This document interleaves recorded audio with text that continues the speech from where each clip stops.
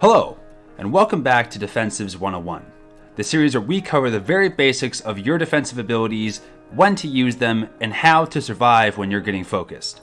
Because your health bar is your most important resource, and we need to protect it at all costs. Alright, let's get into it. Today we're going to cover Sorcerers and Sages, a class with infamously poor defensive cooldowns. But in reality, their defensive kit isn't bad, it's just non-traditional. They're designed to prevent you from taking damage, not actually reducing the damage that you take. If you're not popping your cooldowns correctly as a Sorc or a Sage, you're going to have a real bad time and people are going to rage at you and call you trash. So let's fix that, shall we? For the sake of comprehension, we're going to break down this guide into 3 sections: damage reduction cooldowns, self-healing, and quote-unquote oh shit cooldowns. The first defensive cooldown we need to talk about is our barrier. On Sorcerers it is called static barrier, and on Sages it is called force armor. Our barrier will last for 30 seconds and absorbs roughly 20,000 damage. Once you place the barrier on yourself, you will receive a debuff called de-ionized barrier on Sorcs and force imbalanced on Sage. This debuff prevents you from placing a barrier on yourself and lasts for 20 seconds. One note about this debuff is that having this debuff active as lightning and telekinetics will actually give you an additional 10% damage reduction, which is pretty great. Now if you notice here, the barrier actually lasts longer than the debuff does. What this means is that there is little to no downside to applying barrier to yourself every 20 seconds.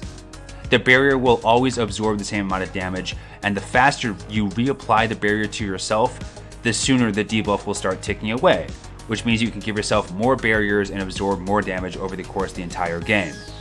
You always want to be proactively popping your barrier on cooldown in almost all PvP situations. Additionally, there are some utilities that can augment the benefits of your barrier. Now, your utility selection may differ depending on what content you're running, but your barrier can provide passive damage every time you're attacked, it can stun players when it collapses, and it can provide passive healing every second. So having your barrier up as often as possible is going to provide you with these utility benefits as well, assuming you take them. The only downside to popping barrier on cooldown is that it consumes a global cooldown, so you're missing out on damage for that one single moment. But protecting your health bar is far more important than squeezing out more damage in PvP. Remember, dead players do no damage. The next defensive we're going to talk about is our threat drop called Cloud Mind. This is because we're going to be taking a very important utility called Suppression on Sorcs and Blackout on Sages.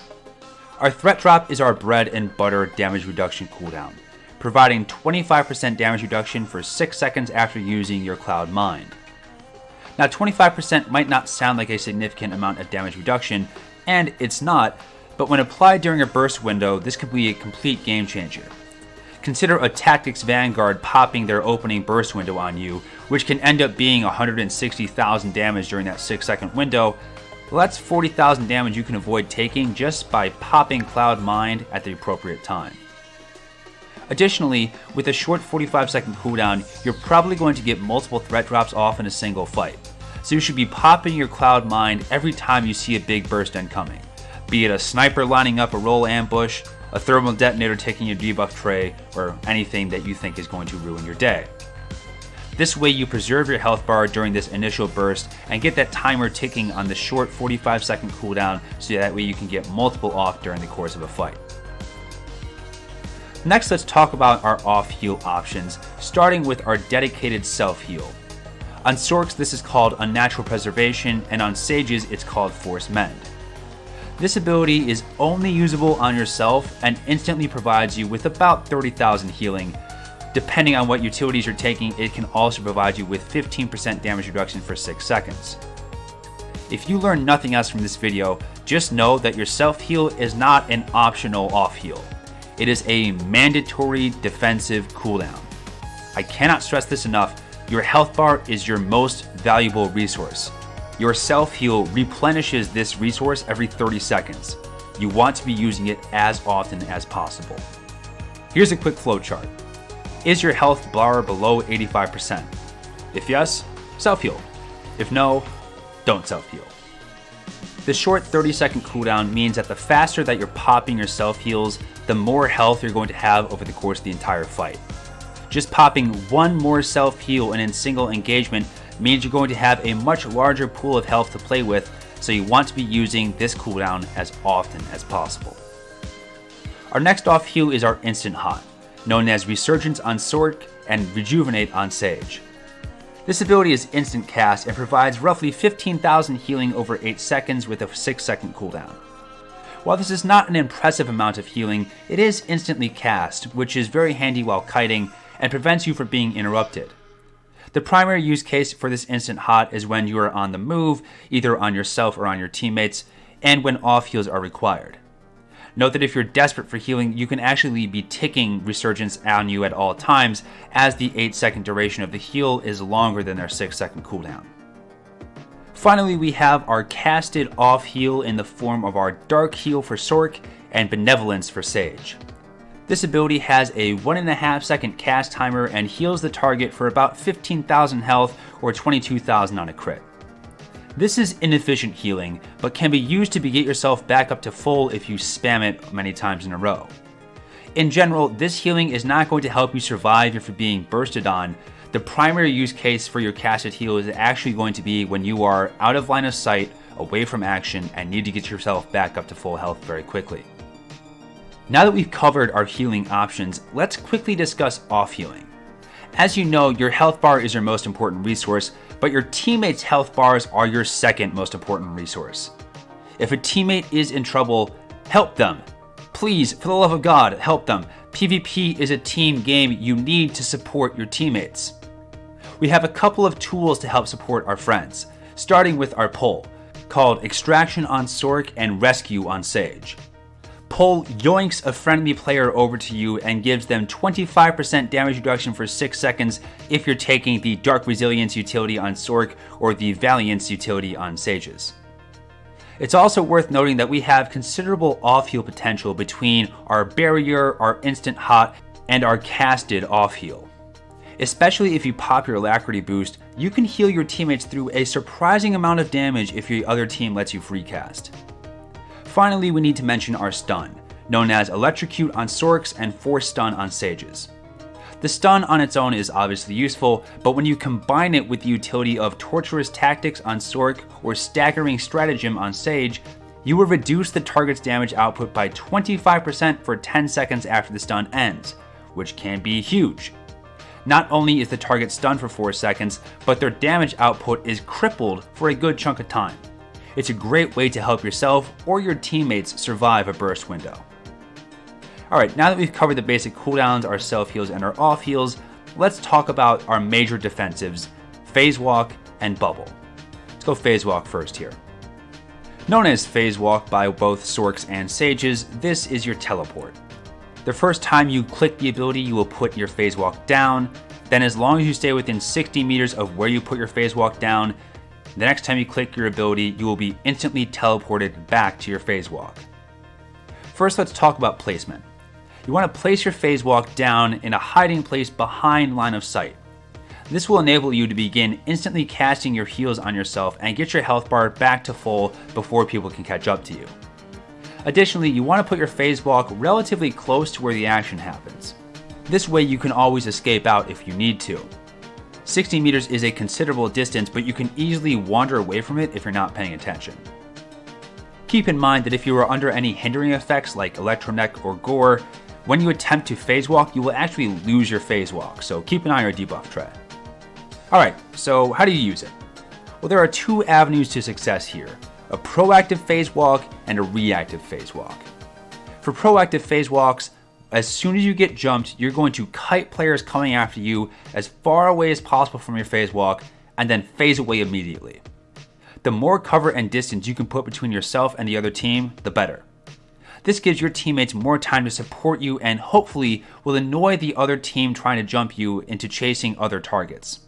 This will also get the short 1-minute cooldown of Phase Walk rolling faster, giving you more opportunities to set up escape plans. For reactive Phase Walks, you're going to want to wait until you're between about 25 and 50% health. If you wait till anything under 20%, you risk getting netted to death, which would be bad, obviously. Once you phase away, you're going to spam your self-heals on yourself until you get back up to full, but be warned that if you have to use your phase walk reactively, it is unlikely that the players are going to leave you alone. They're going to come after you, so get ready. Finally, let's talk about Bubble. Known as Force Barrier on both Sorc and Sage, it is the epitome of a trade-off. Upon activating Bubble, you will receive a 20,000% chance for 8 seconds, meaning you will negate all damage in PvP. However, during this time, you cannot move, you cannot cast any other abilities, you are in fact stuck here for the duration of the cast unless you decide to move and break the channel. Furthermore, during the course of the cast, you will slowly build up stacks of Enduring Bastion, up to a total of 4. Each stack provides you with an absorbed shield that will consume 20,000 damage, will make you immune to interrupts, and will last for 5 seconds. Additionally, this defensive benefits from the impatient monkey syndrome that plagues most players. Many players will look at a bubbled Sorc and move on to the next target instead of sitting there and doing nothing for 8 seconds. Bubble is really your last-ditch effort. Its considerable 2.5 minute cooldown means that it's unlikely that you will get off multiple during a fight. You're going to want to pop this at about 25% health. Anything less and you risk getting netted and nuked. Additionally, you won't be getting any healing during this period, so if you wait too long, an experienced player will just wait out your bubble and your stacks of Bastion, and then kill you afterwards if you're low enough. That's why I recommend popping Bubble at about 25%. Once your barrier runs out, well, put those Nikes on and haul ass towards the nearest cover and start healing yourself up. Finally, we have our Warzone Stim and Adrenal. Without having good cooldowns to cycle, we more want to be popping our Adrenal when burst is coming instead of saving it for last. For our med pack, we want to be spending it after Bubble to boost our health back up towards an acceptable level while we're doing Enduring Bastion. Now these defensives are handy and everything, but there's one defensive that we haven't talked about. That's not getting attacked in the first place. Positioning is everything. You are a ranged class, use your range. Use line of sight to keep attention off of you. The best way to preserve your health bar is to put space between yourself and the other team. Using force speed on cooldown to get out of melee and kiting your brains out is going to be far more useful than any single defensive cooldown. So strap on those Nikes and get to running, boys. Use your slows and stuns to keep people off of you, and for the love of God, never be any closer than you absolutely have to be. Well, now you know the basics, so it's time to put them into action. As always, practice makes perfect. You're going to mess it up a few times, but as long as you are reviewing each match and evaluating how you used or didn't use each defensive cooldown, you're going to be seeing your defensive gameplay improving over time.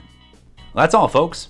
As always, if you have any thoughts, feel free to leave them in the comments. I'll get back to you as soon as possible. Additionally, special shout out to Cease. I picked his brain pretty heavily for this guide, so he is, as always, a wealth of resource and knowledge. So thanks, dude. I appreciate it. All right, take care now.